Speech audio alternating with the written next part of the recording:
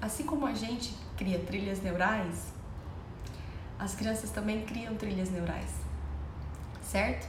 As crianças também se viciam a sentimentos tóxicos, né?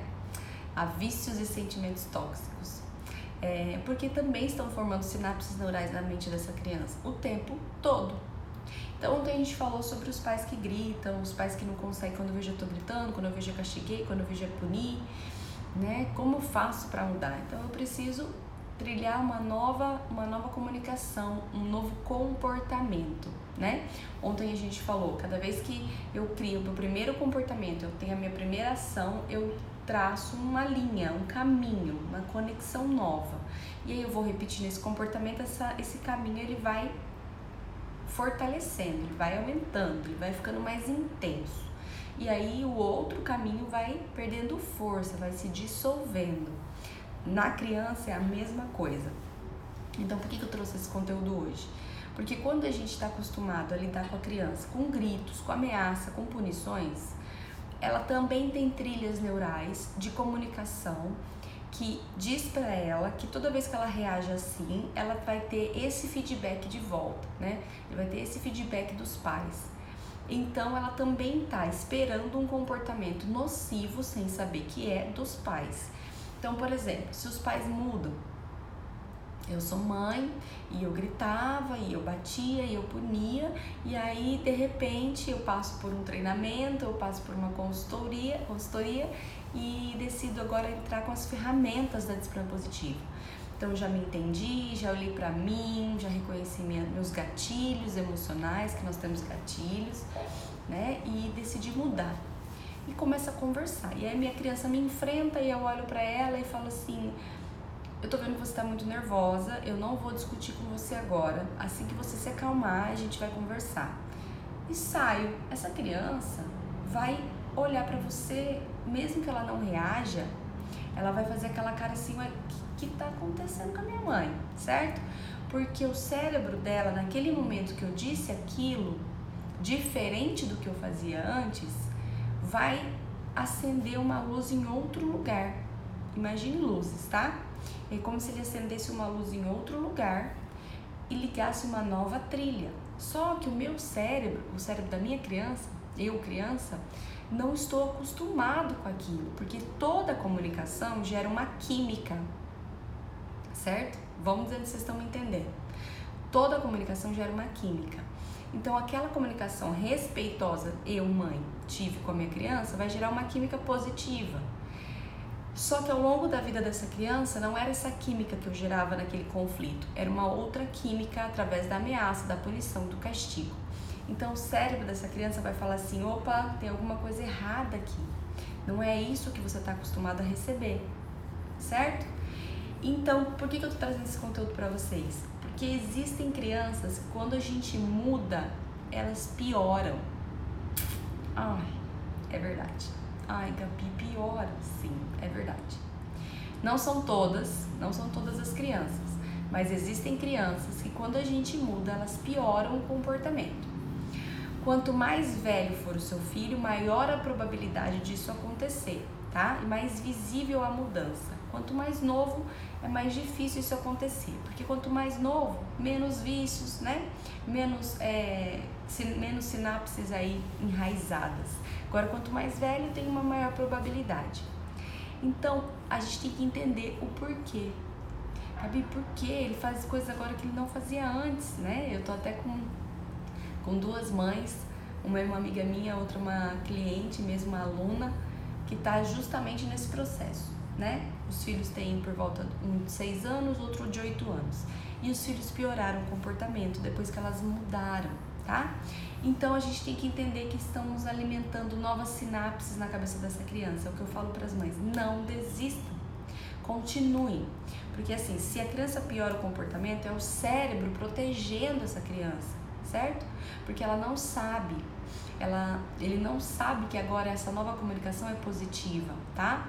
Então o cérebro protege essa criança, fazendo com que ela se ire, novas emoções circulem no corpo dela, a fim de resgatar o pai e a mãe antigo.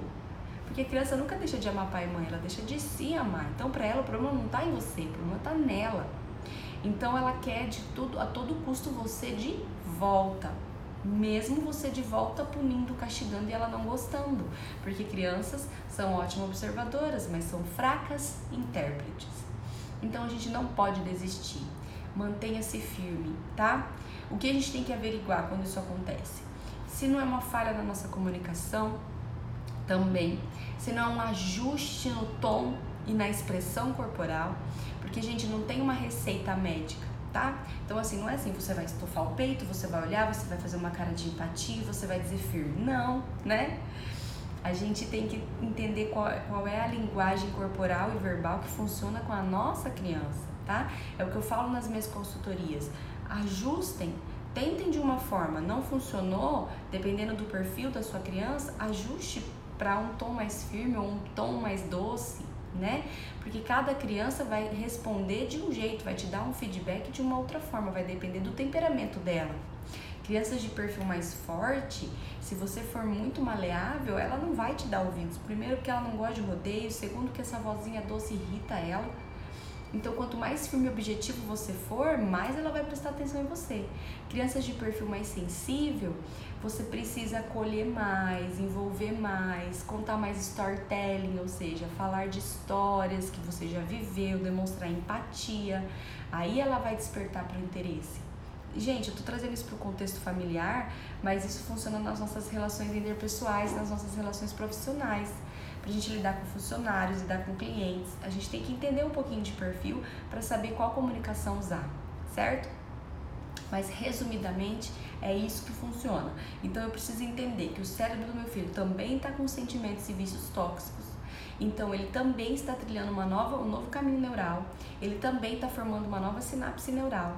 Então ele pode, não é que ele pode piorar o comportamento a fim de resgatar a antiga química que eu como mãe produzia naquele cérebro, tá? E se ele fizer isso, eu preciso manter firme, não desistir e perceber se eu não tenho que ter ajustes na minha comunicação, ajuste no tom de voz e ajuste na expressão corporal, certo?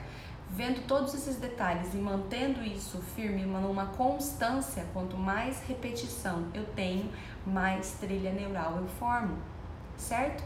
Nós aprendemos por repetição. Todo ser humano aprende por repetição.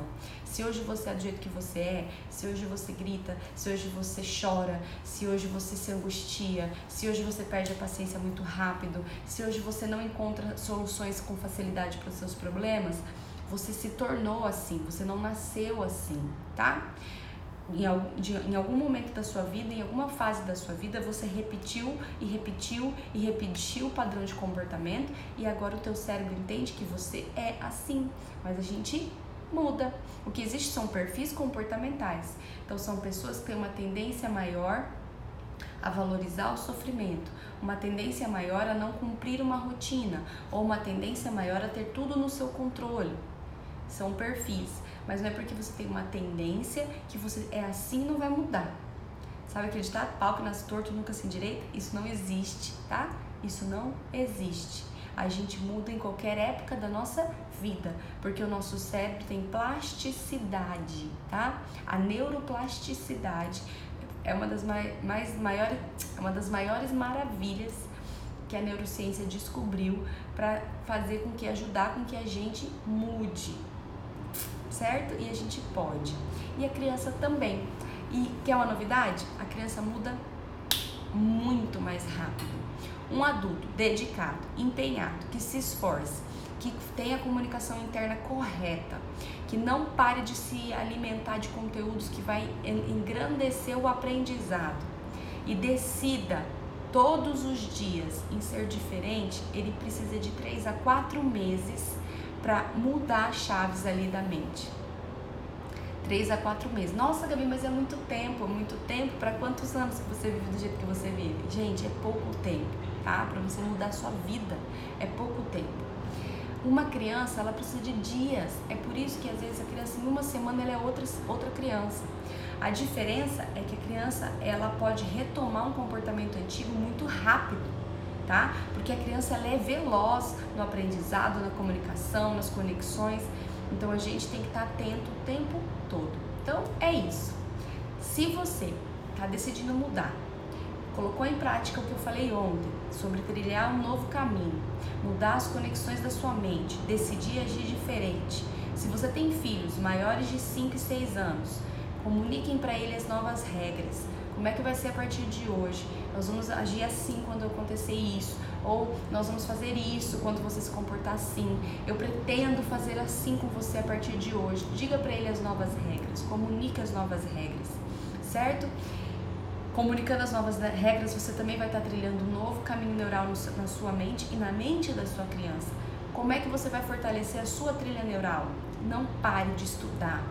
Compre livros, leia, veja vídeos, estude. Como é que está o seu contágio social? Como está o seu contágio social? Qual é o ciclo de amizade que fortalece a tua mudança? Ou se esse ciclo de amizade fortalece a tua identidade atual, o jeito que você age hoje. Nós somos a média das 5 pessoas com quem a gente mais convive. Com quem você anda convivendo, que vai ajudar você a crescer no caminho que você quer crescer. Seja dentro da maternidade, parentalidade, na fé. Como está o seu contágio social? Isso influencia muito se a gente vai conseguir fortalecer novas sinapses ou se a gente vai deixar aqui aquela ruim enraizada. A gente precisa, tá? A gente precisa cuidar do nosso contágio social. A mesma coisa as crianças. Como está o contágio social das crianças? Gente, é outro assunto agora, mas eu vou falar um parênteses.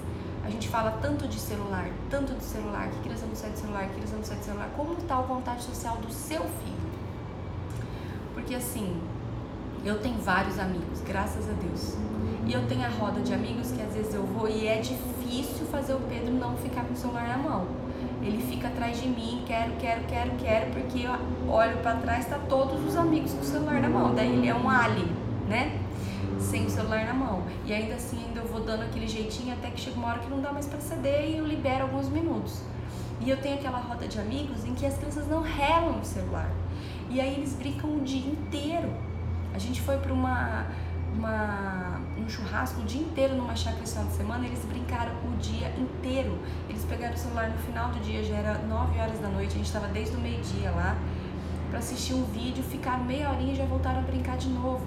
Isso é o contágio social também da criança, certo? Então a gente precisa escolher as nossas amizades, escolher as amizades dos nossos filhos, se a gente quiser que eles também mudem comportamentos.